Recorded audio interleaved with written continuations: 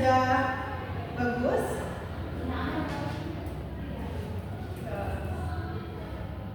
Ya, sudah cukup bagus. Nanti setelah ini dikumpulkan langsung saja ya.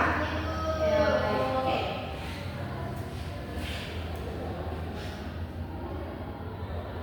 Nah, untuk menulis tes deskripsi ini harus ada langkah-langkahnya. Yang pertama itu tentukan subjek yang akan dideskripsikan dan buat judul.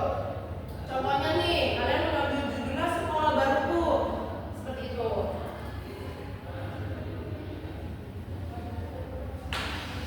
Nah, ini Ibu ada contoh nih. Sukma, perhatikan ya, ini Ibu ingin menjelaskan nih, perhatikan.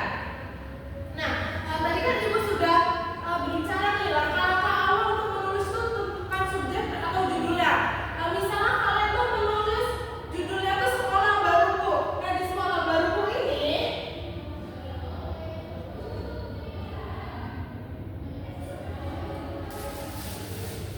Nah, di sekolah baruku ini tuh harus dibuat bagian-bagiannya atau rangkanya yang ingin kalian rincikan dan kalian deskripsikan. Contohnya di sini ada gedung. Kemudian di sini ada misalnya halamannya bagaimana, situasinya seperti apa gitu. Kemudian di sini gurunya bagaimana. Sini temannya. Nah, jadi setelah kalian menentukan judul, kalian tuh harus membuat kerangkanya, kerangka rincian deskripsinya seperti itu. Paham tidak? Ya, diperhatikan ya kalau gini bicara. Nah, jadi seperti itu. Paham ya? Kemudian langkah selanjutnya itu kalian mengumpulkan data. Setelah kalian membuat kerangka, kalian mengumpulkan data. Nah, datanya itu dari gedung halaman ini diobservasi begitu.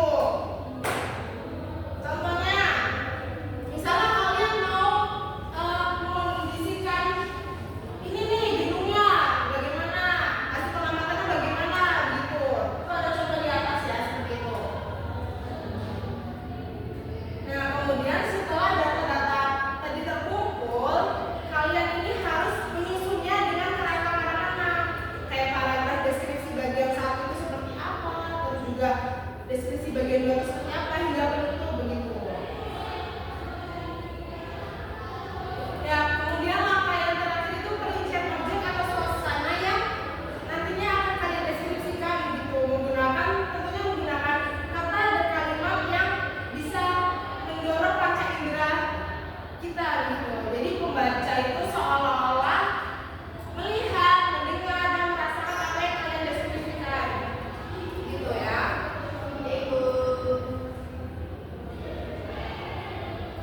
Baik, Ibu kasih tugas ya ini. Tugasnya